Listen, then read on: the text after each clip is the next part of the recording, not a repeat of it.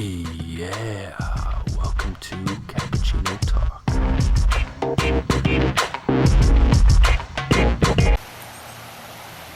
What's up, guys? Back at the what is now flooded river. It's flooded all the way up here. This is my normal spot that I come to. I'm just in the middle of a bike ride.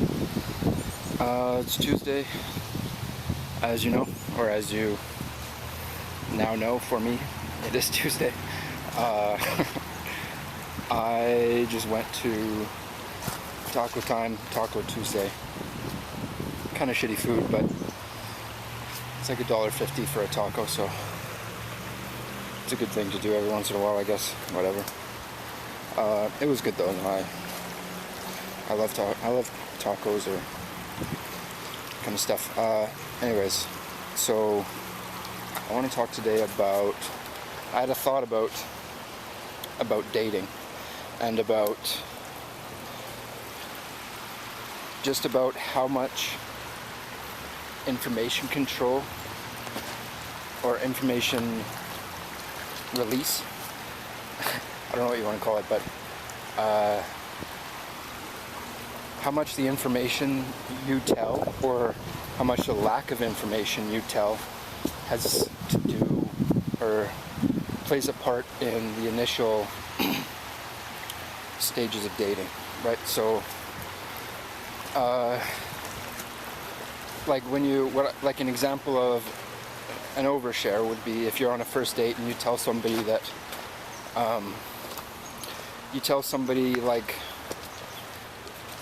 like super intense stuff about a relation, like the relationship between you and your mom or something, or your dad, or like just a super intense thing, right?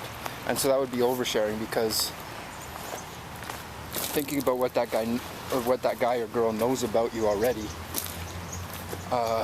that would take up a vast majority of the percentage of what they know, right? So they know what you look like, they know your name, they know, going into a first date, maybe they know where you work, maybe they know a little bit about you, like just like general, like small social things. But then you drop a bomb like, oh, I don't know, I don't want to just make something up, but like, what's an example? I'm just thinking of examples for myself. I was just going to say a drug thing. Like, if I were to, like, I'll just say for myself, if I were to go into a date and just tell them that I had a drug issue or whatever, and go into like some of the details of it, if it didn't come up in the conversation, you know what I mean? If it didn't come up naturally in the conversation, I just brought that up as like a topic, that would be kind of oversharing and put them in a, I think it would put someone else in a bit of an awkward position to reciprocate that honesty. You know what I mean? You're kind of putting them in a position where they need to be super vulnerable and tell you a dark thing just because you had that on your mind or something, right? Just to kind of go, like, keep the positive social atmosphere going. You know what I mean? That's kind of how I see it, and that's not the only way you can do it. There's other ways, and there's other reasons also why it's a bit a little bit weird, but where it's just not a good idea. You know what I mean? If you want the date to go well, it's just not a good idea to do that. That's for a few different reasons. So what I want to talk about though is, and I've never heard anybody else talk about this, but it's the control of information, right? So if you tell that person too much about yourself right away, and I'm not talking about like lying is completely out of this. I'm not talking about lying, not talking about like being an asshole, or not talking about whatever. There's some rafters. Not talking about lying or doing any deceitful shit or anything. It's just what you do tell them about you and what you don't tell them about you, right? So this is a really interesting topic. A lot of things are coming to mind. The first thing that comes to mind is, a good example of this is let's say girls like a guy who is like mysterious and he's a mystery, and you know what I mean. What that guy is doing is most likely he's pretty confident in what he's doing, and he doesn't feel the need to explain himself. He doesn't feel the need to, and it could be also negative reasons, like he's a bit insecure, so he hides who he is. You know what I mean? That could totally be it too. And so there is two sides of it, and so that's why, yeah, there is two sides of that. So that's an example of someone who doesn't share a lot, and some people like that and some people don't. You know what I mean? I don't want to get into the gender roles either, because then that a lot of that comes down to like personal taste and what a person likes, right? If a guy, you know, if you're heterosexual or homosexual or whatever, you know what I mean? I want to keep it limited to just two people, whatever gender they are, it doesn't matter. Yeah, so an example of someone who overshares would be, and I'm just doing stereotypes, right? Would be kind of, I would say from my experience leans more towards the female persuasion, and I know I didn't want to get into the gender roles, but for an example I'll just give the first one that comes to mind. So the first one that comes to mind is kind of those girls who are super like into themselves. You know what I mean? Like their whole life is based around making themselves beautiful and seem attractive and seem cool and seem all these things. You know, like Kim Kardashian is a good example.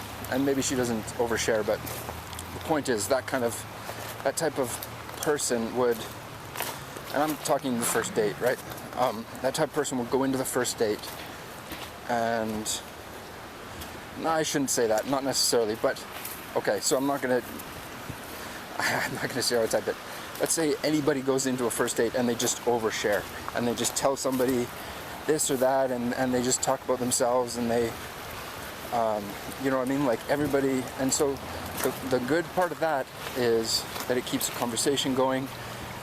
Maybe that other person finds the person who is sharing a lot very interesting, and it's a good thing that they're sharing that much, because it just moves things along. And I'm not saying that's always a bad thing, because it isn't.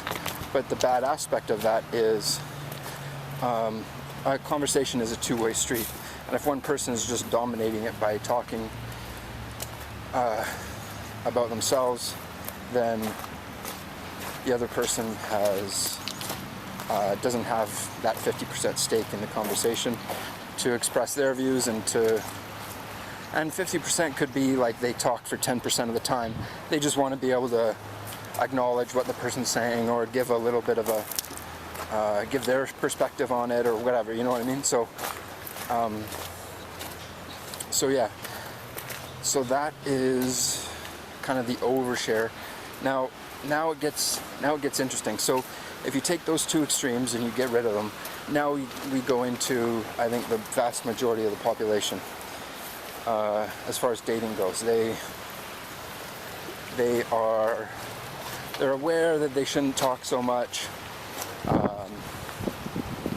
but they're a little bit maybe insecure, or they're not super comfortable in sharing things about themselves. They know they should ask the other person about themselves, and they're just kind of playing a fine line of, or just, it's like awkward. They don't really know what they're doing, and they're just like scrambling, you know, trying to think of things that they think they should be doing in that moment. You know what I mean? And it might come across as a normal conversation. It might come across as they're nervous. It might come across as they're desperate. If you're a guy, if you're a girl, it might come across as desperate as well. I don't know. Yeah. So to give you that framework, now let's get into what is a good thing to do. And this has nothing to do with the other person. This has 100% to do with myself, or whoever that person is, excuse me. Whoever the person is that is going into that date and wants it to be successful.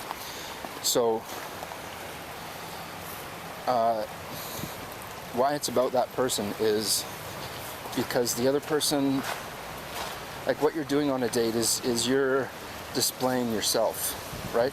Or that's, best case scenario, that's what the goal is, or that's what you're doing. You're displaying yourself, you're showing yourself to the other person for them to pick it up or deny it or whatever, and so that's why dating is so nerve-wracking for a lot of people, is because it's like a test, you know what I mean? It's like a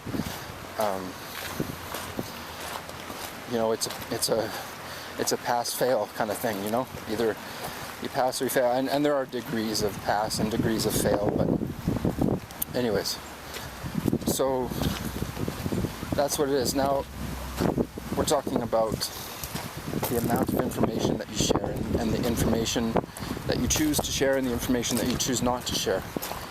So I'm going to say what I do and why I do that, because I'm not here thinking that I know all different kinds of perspectives and can talk on each of them. No, I know my perspective, so I'm going to talk on that.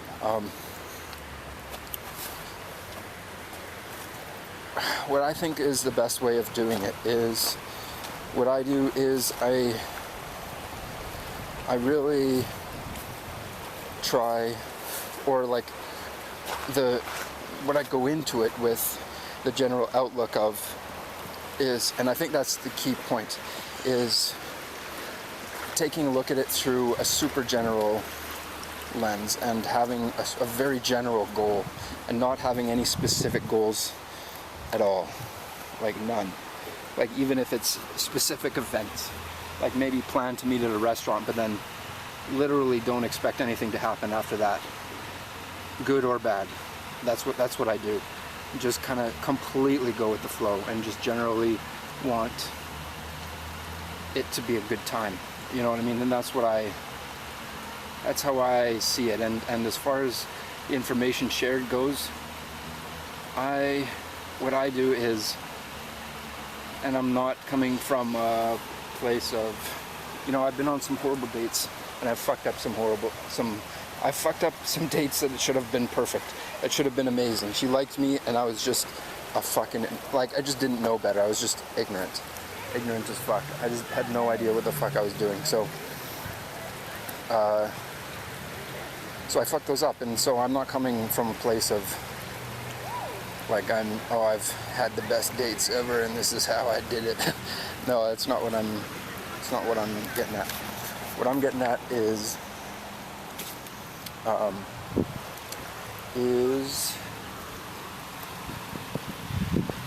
the learning that I've gone through, the kind of the process that I've gone through dating and whatever, so what that process is, or what I do, and what I prefer to do in dating, or on the first date, let's say, because after the first date, it's just either roll with it or don't roll with it, whatever, you know what I mean? But on the first date, that's when it's kind of it's a good idea just to I like to just set out what I expect out of this, you know what I mean? Or no, that's completely wrong. I don't set out what I expect of it. That's the opposite. What I do is I set out just the overall picture of how I see it going. Like, so I'm gonna call this meditation. Now, most people think meditation is like the Beatles, transcendental meditation. Sit with your legs crossed and sing Om or whatever. No, that's not what I'm talking about. Before, I think the 1940s or 50s or whatever, before the middle of the 19th century, the definition of meditation changed. to that. Change to that transcendental type, sit in a chapel or a temple or whatever and meditate. But before that, what it was it was like a general overlooking his army, let's say, and just kind of closing his eyes, imagining the other army and imagining the battle taking place, and just seeing it in your mind go as just playing that out, right? And they do that with basketball players too, and it's very effective. Like, they have stats of that it just makes them a lot better, where before they shoot the basketball, they stop, they close their eyes, they imagine themselves shooting the basketball and it going in, and then the basketball goes in quite a few more times, more often than when they didn't meditate before shooting. So how that works with this is, what I do is I just think about the date and think about like the kind of atmosphere, the conversation, this or that, and just kind of, I don't see it going like to my benefit. I'm not like go all through the night and like, oh yeah, we had this amazing sex and then we did this, and then no. It's just like literally just the date, and then beyond that is whatever. So and so that's one thing that really helps me. And back to the point of this video, I've kind of got distracted, but along the same lines, back to the point with the information that you share. So by not sharing any information, that can be a totally good thing. That's not necessarily a bad thing. By sharing so much information, not necessarily a good thing, not necessarily a bad thing. Now, sharing more or less, or when you get into that middle part that I described earlier, it gets a bit tricky, because then it comes into just your personalities and whatever. And you know what? After talking about this, I'm not going to come up with the best case scenario, because it completely just depends on yourself. It completely just depends on the other person, and it completely depends on how your personalities interact with each other, and your experiences and all that. You know what I mean? And so that's the whole key. Is there's no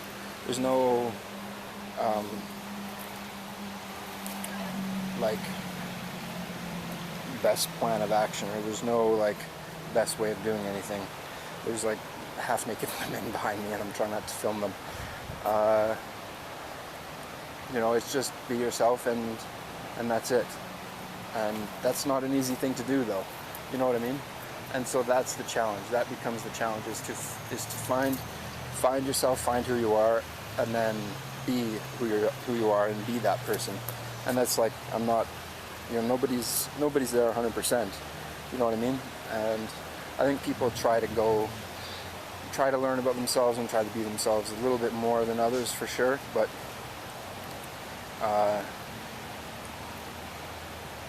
as opposed to just, I don't know. Anyways, I just feel like I need to clarify everything, but I'm sure you guys, I hope you have an idea what I'm talking about. So thanks for watching, guys. Hope you have success on your next date. Have a good day. See ya. Yeah, thanks for listening to another episode of Cappuccino Talk.